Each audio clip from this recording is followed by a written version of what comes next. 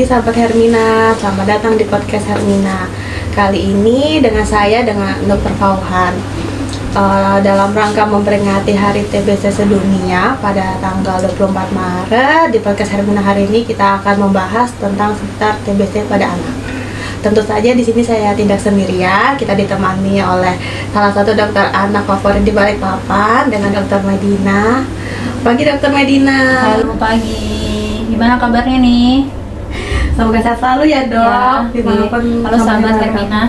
Ini kita mau bahas tentang TB pada anak ya. Betul dokter. Ya dok, nggak usah banyak-banyak dok ya, langsung mulai aja ya dok.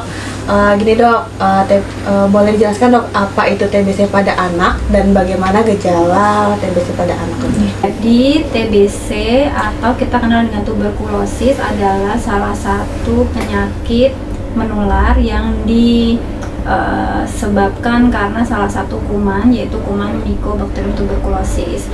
Jadi ini penularannya melalui udara. Nah, udara ini membawa droplet-droplet yang berasal dari orang yang sakit TB seperti itu. Nah, untuk gejala-gejalanya ini memang agak sulit kalau untuk pada anak-anak ya, karena pada kasus anak dan dewasa itu sangat berbeda. Mungkin kalau pada kasus dewasa yang sering kita dapatkan adalah batuk darah atau dia batuk berdahak atau batuk lama. Tapi kalau pada anak-anak ada beberapa gejala yang biasanya timbul.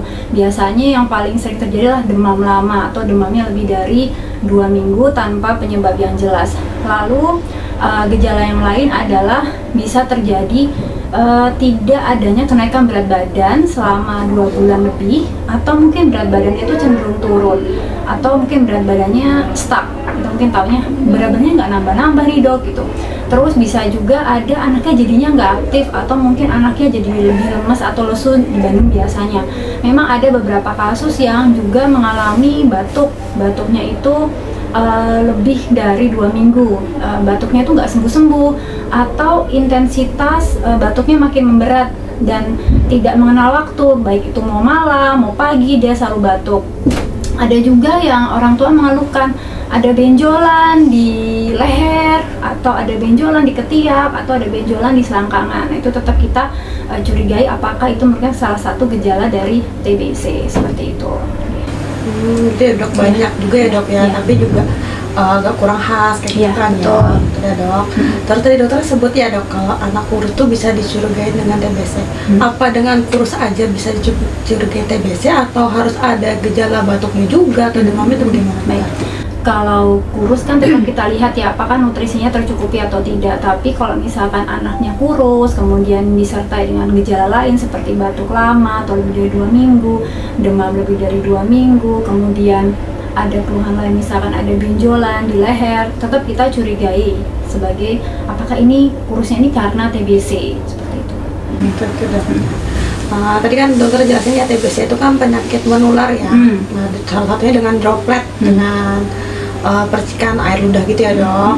Kalau tinggal serumah sama pasien yang TBC, apa gampang tertular dokter atau gimana dokter cara pencegahannya? Ya, tetap ada risiko sebenarnya kalau misalkan dalam satu rumah ada yang mengalami kondisi atau sakit TBC gitu, karena apalagi kalau TBC-nya pada TBC dewasa ya, karena pada kondisi orang dengan pada kondisi TBC bisa saja si droplet ini ada di dalam dahak yang dia keluarkan. Nah, itu di dalam droplet itulah banyak sekali dropletnya yang bisa menimbulkan atau bisa menularkan ke anak-anak.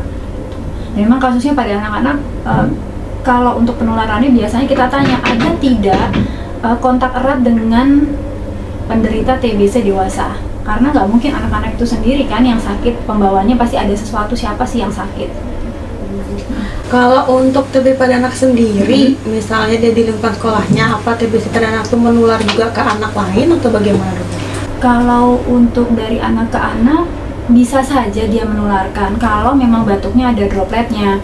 Tapi kalau pada kondisi TBC ringan atau misalkan tidak ada gejala batuk yang khas, mungkin kecil kemungkinan untuk menularkan ya, kecuali kalau dia batuknya mengeluarkan dahak, si dahak ini ada dropletnya, tetap berisiko untuk menularkan walaupun dia masih anak-anak. Oh gitu ya dok ya, kalau tentang penularan TBC pada anak masih kecil kemungkinannya dokter ya, ke anak lain ya, kecuali dia ada percikan dropletnya. Oke dokter, boleh jelaskan dokter tentang bagaimana penegakan diagnosis TBC pada anak itu dokter? Jadi kalau penegakan diagnosis TBC pada anak kan jelas kita sebagai klinisi atau sebagai dokter kan kita harus melakukan tanya jawab dulu ya dengan orang tua ya, ini keluhan batuk sejak kapan, kemudian demamnya sejak kapan, apa ada keluhan penyerta, misalkan berat badannya turun atau menetap saja, atau mungkin cenderung badannya lebih kurus nih dibandingkan sebelumnya gitu, ataukah ada kontak erat dengan penderita TBC. Nah kemudian setelah kita tanyakan keluhan dan gejalanya, apabila kita curigai oh ini arahnya nih ke TBC nih, kemudian kita lakukan pemeriksaan penunjang yang lain, misalkan kita lakukan pemeriksaan mantuk tes, atau mungkin kita kenalin dengan PPD tes, kemudian atau uji tuberkulin ya. Kemudian yang kedua mungkin kita bisa pertimbangkan pemeriksaan IGRA jika ada pemeriksaan IGRA di salah satu vaskes yang dituju. Kemudian kita juga perlu melakukan pemeriksaan ronsen torak, kemudian juga melakukan penimbangan berat badan dan sebagainya. Tapi untuk untuk pemeriksaan TBC biasanya karena agak sulit ya kita melakukan pemeriksaan atau diagnosisnya sulit, jadi biasanya kita lakukan pemeriksaan mantuk tes jika di fasilitas kesehatan tersebut ada pemeriksaan untuk mantuk tes. Nah untuk pemeriksaan mantuk tes sendiri, kan sekarang di Rumah Sakit Hermina ini sudah ada pemeriksaan mantuk tes ya. Untuk pemeriksaan mantuk tes kita kerjakan untuk prosedurnya satu adalah yang jelas kita punya mantuk tesnya nih.